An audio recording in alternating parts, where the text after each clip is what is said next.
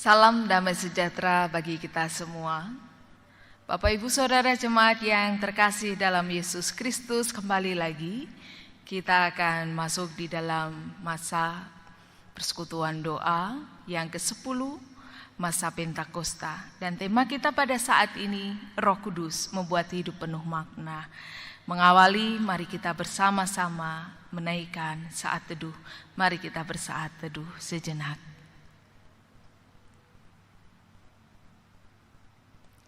Saat teduh cukup, mari kita akan bersama-sama memuliakan nama Tuhan. Melalui Kidung Jemaat 26, bait pertama dan kedua, mampirlah dengar doaku.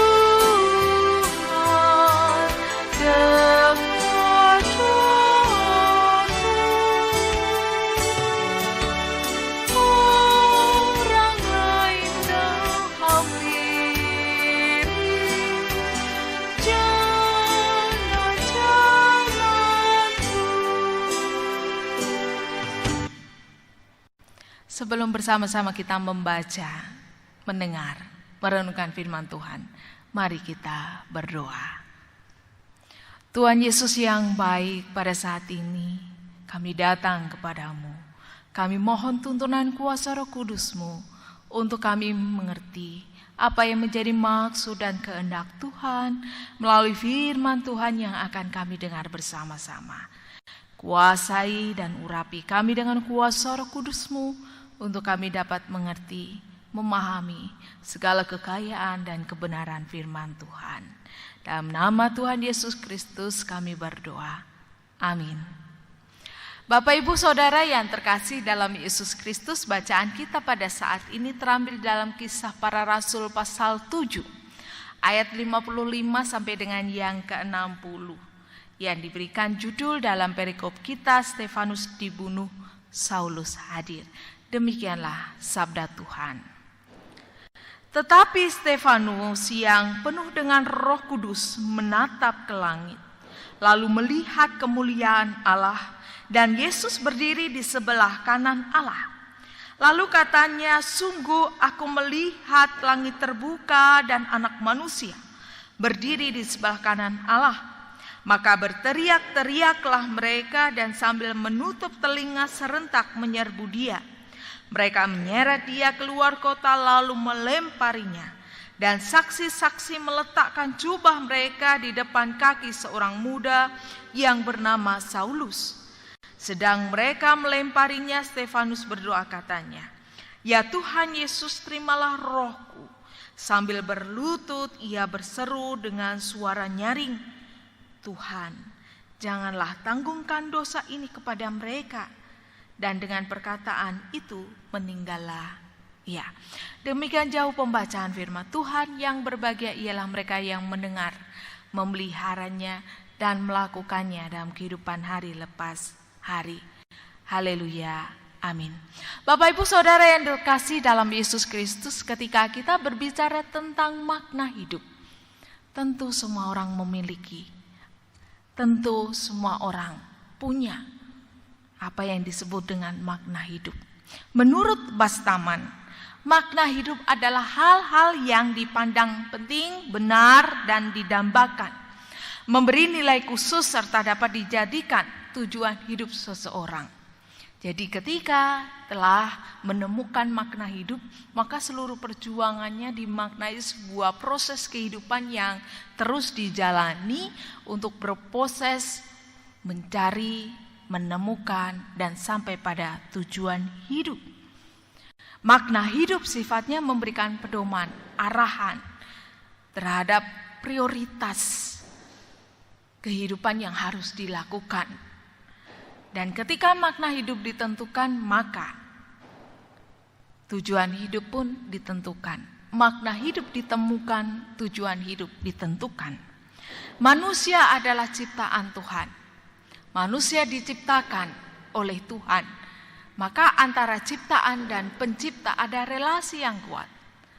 Dan relasi ini membawa setiap manusia di dalamnya, orang percaya memaknai sebuah kehidupan untuk memuliakan Allah.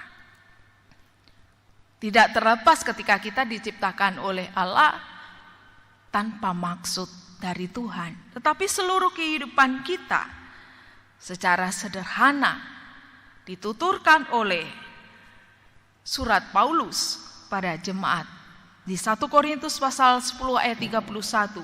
Jadi entah kamu makan atau minum atau apa saja yang kamu lakukan, lakukanlah semuanya itu untuk kemuliaan Allah. Memuliakan Allah merupakan suatu konsep dasar yang sangat penting dan dipahami oleh orang percaya, dan segala sesuatu dilakukan dalam pikiran, perkataan, tutur kata, dan seluruh perbuatan dalam rangka itu memuliakan Allah. Memuliakan Allah juga nyata dikisahkan dalam bacaan kita, Kisah Para Rasul pasal 7 ayat 55 sampai dengan 60.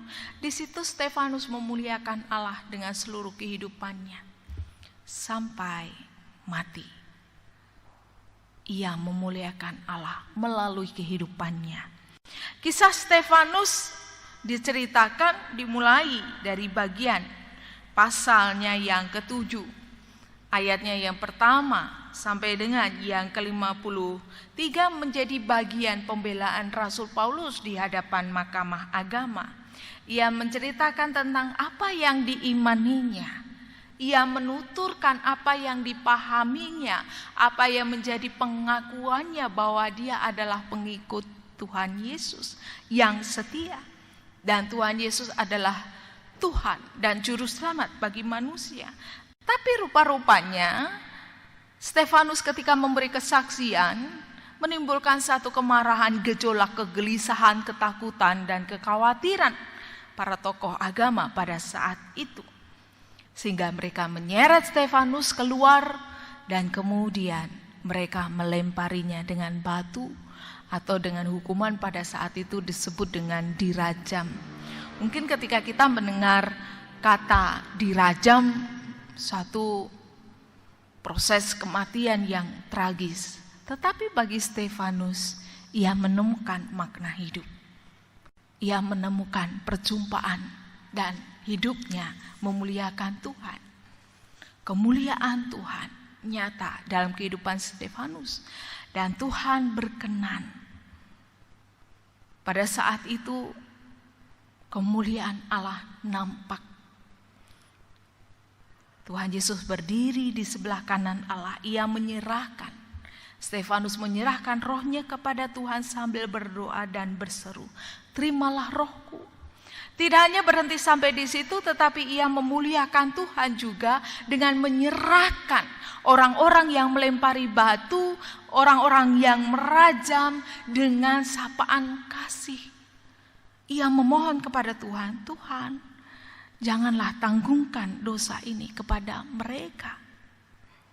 Melalui Stefanus kita belajar untuk membuka diri dalam kemuliaan Allah melalui hadirnya Roh Kudus yang menentukan dan menemukan makna hidup dalam Tuhan. Kita harus yakin bahwa Ia hadir dalam kehidupan kita dalam segala perkara yang kita jalani, dan Roh Kudus itu akan menjadikan kita hidup penuh dengan makna.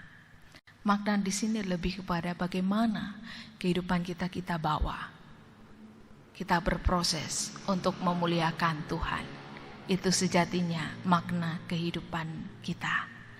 Jika tema kita Roh Kudus membuat hidup penuh makna, maka Roh Kudus itu sendirilah yang akan menuntun, menguatkan, menghibur.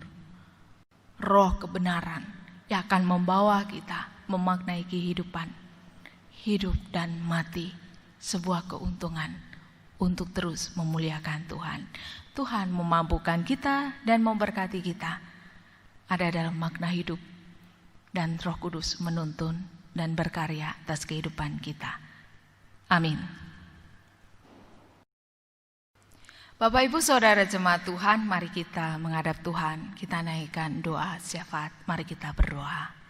Terima kasih Tuhan, pada saat ini kami boleh belajar keteladanan, iman, kesaksian dari seorang Stefanus yang melayani Tuhan hingga mati dirajam. Tetapi itu bukan menjadi kesusahan, penderitaan dan kesedihan, tapi menemukan makna kehidupan di mana Allah berkenan dan datangnya kemuliaan daripada Tuhan, dan mengajak kami untuk bersama-sama memiliki makna hidup atas penyertaan, tuntunan dan arahan kuasa Roh Kudus yang tinggal dalam kehidupan kami sebagai orang percaya. Roh Kudus yang akan menuntun pada jalan kebenaran. Roh Kudus yang akan menghantar, menyertai untuk hidup berkenan di hadapan Tuhan. Maka seluruh perkataan, tutur kata, perbuatan kami hanya untuk memuliakan nama Tuhan. Pada saat ini kami boleh berdoa untuk kehidupan jemaat-Mu dalam lingkup Klasis Kartasura. Gereja-gereja di lingkup Klasis Kartasura, kami berdoa untuk jemaat yang mengalami kesusahan, penderitaan akibat pandemi COVID-19 ini. Tuhan, hadirlah bersama-sama mereka dalam kehidupan ekonomi mereka, sosial, dan semua yang mereka rasakan akibat pandemi COVID-19 ini. Biarlah Tuhan menaungi dengan berkat, kekuatan, dan penghiburan. Bagi anak-anak kami yang masih juga belajar di rumah, Tuhan juga memberikan semangat, kesehatan, dan kekuatan. Kami juga berdoa untuk seluruh kehidupan bangsa dan negara kami. Pemerintah kami mohon Tuhan berikan kebijaksanaan, dapat bersama-sama seluruh bangsa Indonesia melewati pandemi COVID-19 ini. Dan masyarakat Indonesia boleh patuh atas himbauan pemerintah untuk jaga jarak, jaga kebersihan, dan juga dapat menjaga seluruh kehidupan kami untuk tidak dan terpapar sakit COVID-19. Kami mohon Tuhan memberkati kami semua, dan kami juga berdoa untuk dokter, ahli medis yang berada di garda depan. Tuhan menjaga mereka, melindungi mereka, sehingga mereka boleh bersama-sama berjuang agar pandemi COVID-19 ini boleh terlewati, boleh berlalu, dan kami boleh melaksanakan tugas aktivitas kami kembali dengan normal. Tuhan, kami serahkan seluruh kehidupan kami dalam tangan kuat kuasa-Mu, lindungi kami dan berkati kami. Ampunkanlah segala dosa dan kesalahan kami Tuhan, dalam nama Tuhan Yesus Kristus kami berdoa. Amin. Mari bersama-sama Bapak Ibu Saudara jemaat Tuhan, kita kembali lagi memuliakan nama Tuhan melalui Kidung Jemaat 233. Roh Kudus turunlah, bait pertama dan kedua kita pujikan.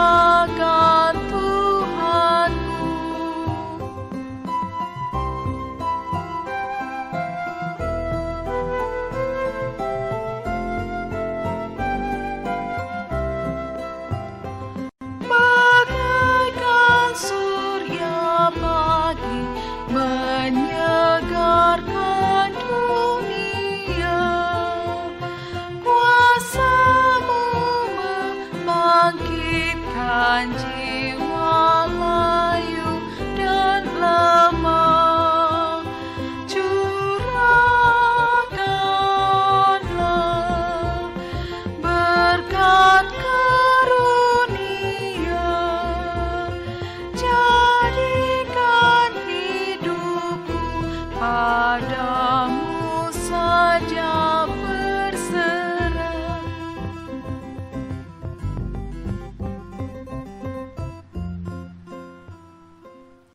Jemaat Tuhan, mari bersama-sama kita menerima berkat Tuhan.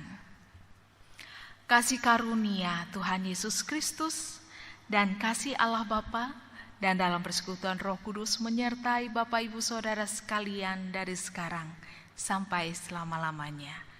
Amin.